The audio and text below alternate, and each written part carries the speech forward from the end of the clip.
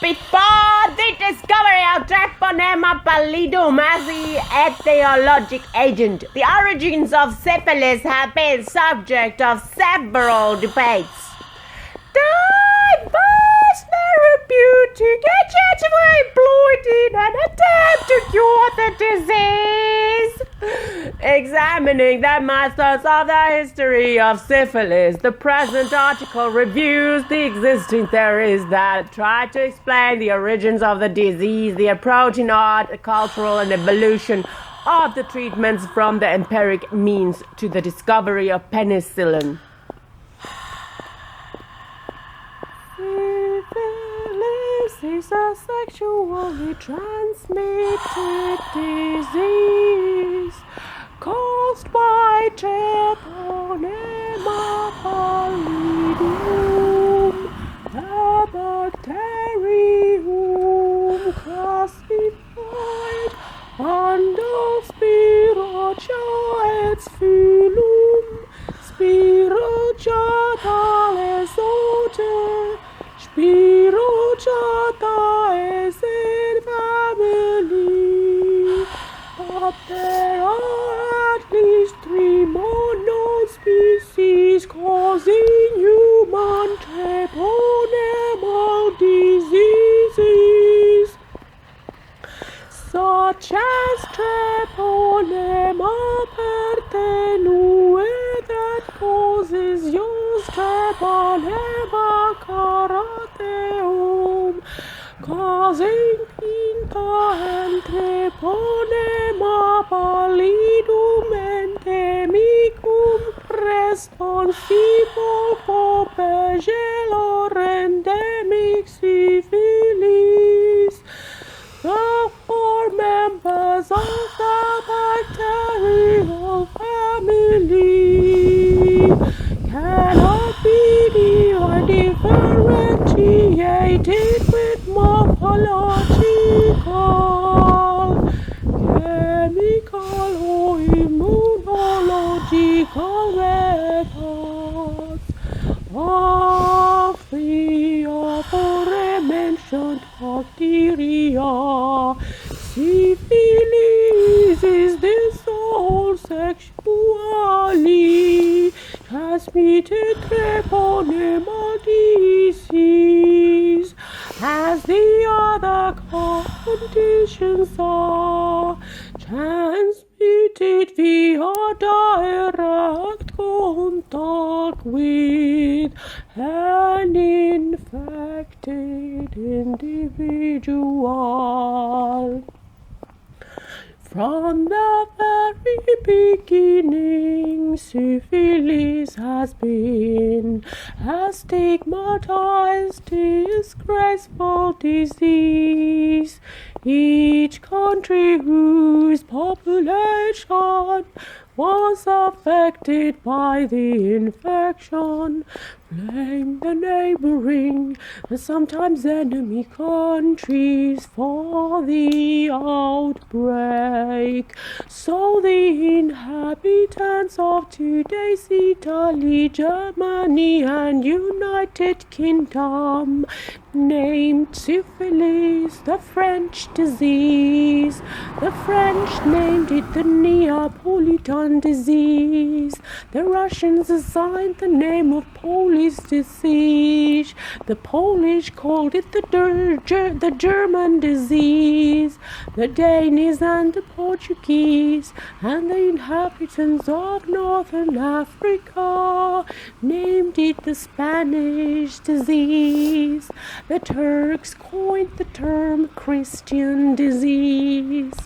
Moreover, the northern India, the Muslims blamed the Hindu for the outbreak of the affliction. However, the Hindu blamed the Muslims, and in the end everybody blamed the Europeans.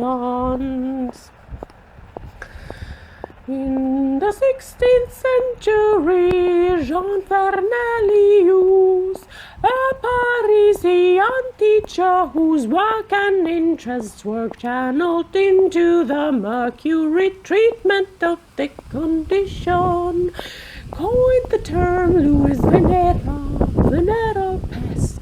In his treatise dedicated the affliction, therefore the term syphilis was introduced by Girolamo Fracastoro, a poet and a mythical personality in Verona. His work, Syphilis Sive Morbus Gallicus, 1530, encompasses 3 books and presents a character named Syphilis, who has a shepherd leading the flocks of King Alcitus, a character from Greek mythology. In Fracastoro's tale, Syphilis mad at Apollo for parching the trees and consuming the springs that fed the shepherd's flocks, would not worship Apollo but his king. Apollo gets offended and curses people with the hideous disease named syphilis, after the shepherd's name. The affliction spread through the whole population, including King Alcitrus. The nymphomeres and consult the inhabitants to offer up over the sacrifices, one of which was Syphilis himself, and also to sacrifice to Juno and Delos through the latter offering the people the tree of Cuaicumofficionale, a very used therapeutic medicine in the times of Fracastoro. The pre-Columbian hypothesis. The advocates of this hypothesis claim that not only syphilis was widespread in both Old and New World, but also the other treponemal diseases. In Europe, most of the conditions were mistaken for leprosy. According to this hypothesis, Pinta occurred in Afro-Asian zone by the year 15,000 BC, having an animal reservoir. Yours appeared as a consequence of the mutations in Pinta around 10,000 BC and spread all over the world, except for the American continent, which was isolated. The epidemic syphilis emerged from jaws by the selection of several treponemas as a consequence of climate changes, the appearance of arid climate around 7,000 BC, around 3000 BC, the sexually transmitted syphilis emerged from endemic syphilis in southwestern Asia. Due to lower temperatures of the post-glacial era and spread to Europe and the rest of the world, initially it manifested as a mild disease, eventually aggravated and grew in virulence, suffering from several mutations at the end of the 15th century. The urinarian hypothesis, considered by the authors as a variant of the pre-Columbian hypothesis. It advocates that the treponemal diseases had always had a global distribution. According to the theory, both syphilis and non-venereal treponemal diseases are variants of the same infection, and the clinical differences happen only because of geographic and climate variations to the degree of cultural development of populations within disparate areas. Briefly, Pintayos, endemic syphilis, and venereal syphilis are considered as adaptive responses to T. pallidum, to change in the environment, cultural differences, and contact between various populations. In this respect, yours had a starting point in Central and Western Africa, spreading towards the Iberian Peninsula, along with the capturing and selling of Africans as slaves.